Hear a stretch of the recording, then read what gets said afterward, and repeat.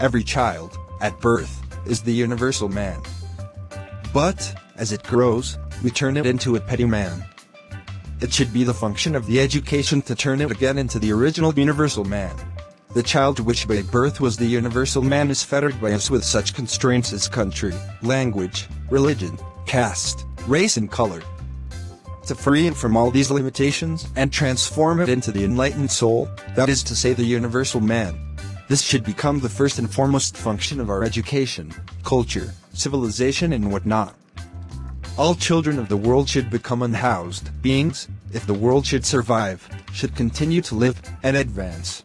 In the course of human evolution great men arose at different periods to fulfill the needs of their times and then they passed into history.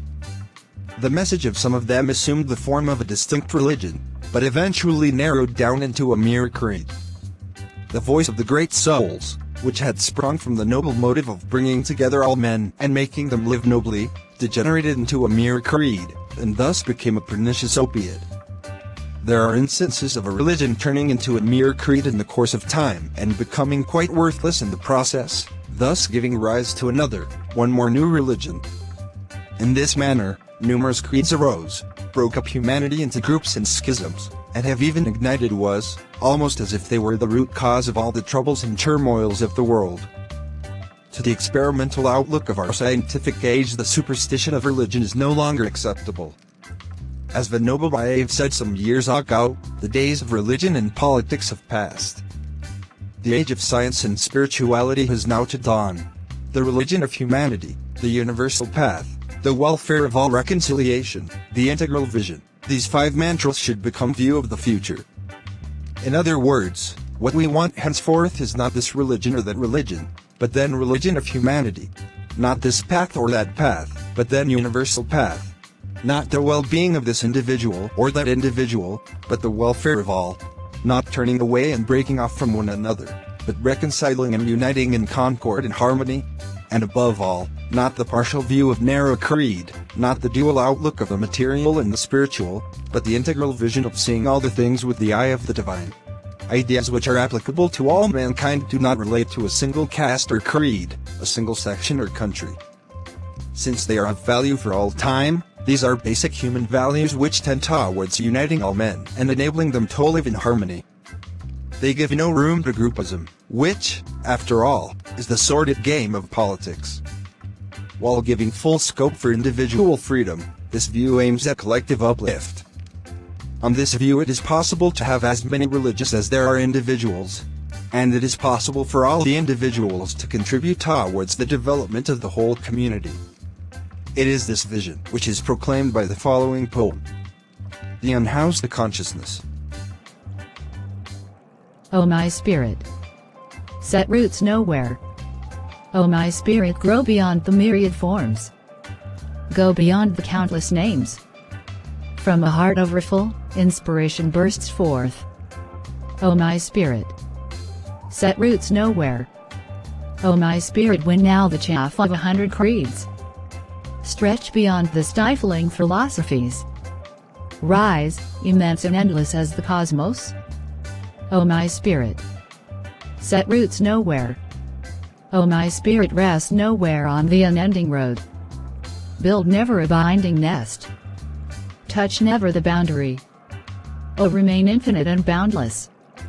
O my spirit, set roots nowhere. O my spirit, infinity's yoga has no end. Endless is the quest you apprehend. You are that infinity. Become that boundless. Ascend, ascend, ascend, ascend.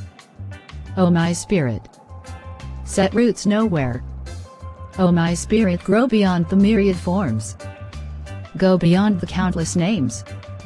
From a heart overfull, inspiration bursts forth. O my spirit, set roots nowhere. O my spirit, win now the chaff of 100 creeds. Stretch beyond the stifling philosophies. Rise, immense and endless as the cosmos. O my spirit, set roots nowhere. O my spirit, rest nowhere on the unending road. Build never a binding nest. Touch never the boundary. O remain infinite and boundless. O my spirit, set roots nowhere. O my spirit, infinity's yoga has no end. Endless is the quest you apprehend. You are that infinity. Become that boundless. Ascend, ascend, ascend, ascend. O my spirit, set roots nowhere. O my spirit. The Charter of Fundamental Principles, to be practiced in order to become universal man. The 7 articles of the Charter are: first, we have to accept unconditionally that all mankind is verily one community. Second, our attempt should be not to reform the caste system, but to wipe it out completely. That is to say, distinctions like Brahmins, Kshatriyas, Vaishyas and Shudras, or the depressed classes, or Shia and Sunni, or Catholics and Protestants, or Sikh and Nirankari, should be eradicated altogether. Third, the caste systems that exist in all countries and all religions should be totally denounced and completely destroyed. Fourth, religion should go, and spirituality alone, being a scientific principle, must be recognized. Fifth, religion should become the religion of humanity. The path should become the universal path, and man should become the universal man. Sixth, religion should not become a matter for creating schisms. No one should belong to any particular religion.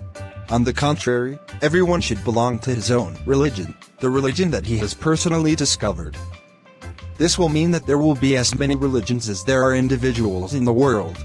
No one will seek to embrace another's religion from his own group and create factions. Seventh, no single book should become the only one and the most sacred scripture. Everyone should, on the contrary, study and assimilate all the books he can and should freely decide what to accept, and build for himself his own philosophy.